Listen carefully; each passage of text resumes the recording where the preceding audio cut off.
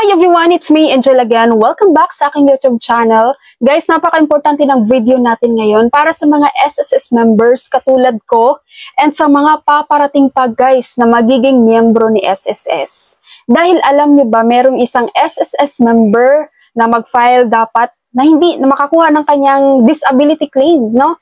Dahil patay na siya sa record ni SSS. Yes, isang member ni SSS guys na mag-file dapat ng disability claim last March 2012.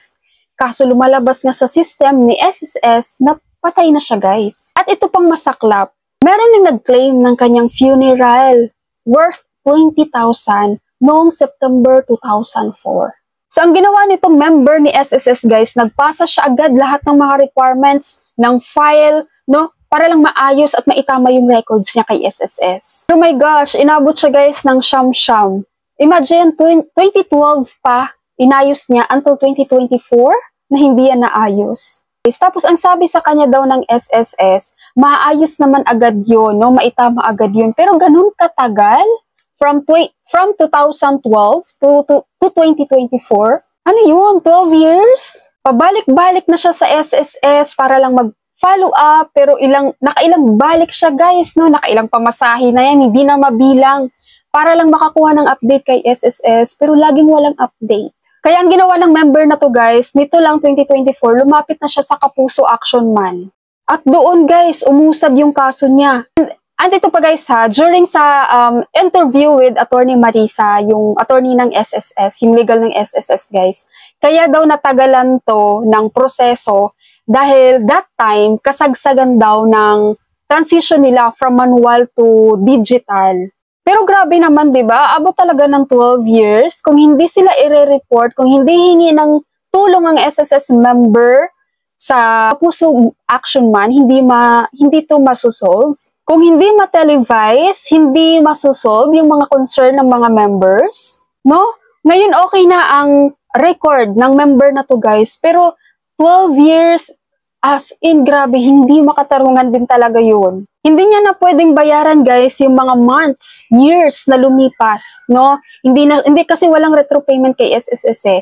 Pero as per SSS, makakapag-avail siya ng benefits kung kailangan niya mag-claim ng benefits. For example, disability, sickness, 'di ba? Pero in real situation guys, hindi yun pwede eh kasi meron silang complication diyan, no? Dapat may contingency, semester of contingency na tinatawag dyan guys na dapat yun may mga contributions bago ka makapag-avail ng sickness or kung anumang benefits. Pero ang laki nang nawala dun sa tao guys, no? Sobrang laki ng provision na nangyari sa kanya. Imagine, pamasahe mo palang effort time, di ba? Sa loob ng 12 years na pabalik-balik ka sa branch ng SSS just to follow up. Pangalawa guys, ang dami niyang hindi nabayaran, mga months, years, no, na which is makaka-apekto yun sa pag-claim niya doon sa retirement. Affected ang computation niya doon sa retirement kasi ang dami niyang 12 years siyang hindi nakapagbayad or nakapag-limit ng kanyang contributions. Ang saklap nun, di ba? Kaya guys, ito advice ko lang talaga sa inyo. Actually, even sa family ko guys or sa mga kakilala ko, every time na napag-uusapan namin yung mga ganyan, SSS, pag-ibig, lagi ko talagang tinatanong sa kanila, meron na ba kayong SSS online? Meron na ba kayong pag-ibig virtual? Ini-encourage ko sila guys to create ng online kasi doon talaga mamomonitor mo lahat, contributions, eligibility mo sa claim, yung status mo. Kaya guys, sa mga wala pang SSS account dyan, maging ano kayo guys, aware, maging conscious kayo. Yung iba kasi, pag meron lang talaga silang SSS, okay na sila dun sa hinuhulugan nila monthly, okay na yan, monthly. Alam nila, monthly ako naguhulog, no, laging ginanon. Pero wala sa isip nila guys, ang i-check man lang regularly ang record nila sa SSS. Ako guys, regular talaga ako nag-check ng SSS ko, tsaka pag-ibig. Di ba, kailan pa kayo mag-check kung kailan kayo mag-claim ng benefits, tapos doon nyo na malamang may problema palang ganito, may problema palang ganon, which is mahirapan na rin kayong i-correct. And aminin man natin sa hindi guys, di ba, ang hirap-hirap talagang mag-approach sa mga government offices natin guys, ang hirap magsabi ng mga concern, ang hirap mag-inquire, no, kapag meron kang problema, puro pangako ang sasabihin sa'yo guys, at makailang follow-up ka talaga, hindi yun masusolve. No, mas stress ka ng bongga-bongga kaka-follow up mo guys, wala kang mapapala. Kaya maging responsible ka as an SSS member, maging responsible ka sa sarili mo to monitor it, to check it regularly. Huwag niyong intayin guys na mag-retire na kayo tsaka kayo mag-check ng SSS nyo, tapos magre-reklamo kayo, ang liit lang ng retirement nyo, tapos hindi nyo alam pala ang daming years or months na hindi nahulugan ng employer nyo kasi nga hindi nyo rin chine-check. Diba? Sasabihin nyo, regular naman nagsisend or nagre-remit yung employer namin laging nagbabayad yun. Talaga ba? Paano nyo masigurado kinakaltasan kayo? Okay, of course, kakaltasan kayo sa payslip nyo.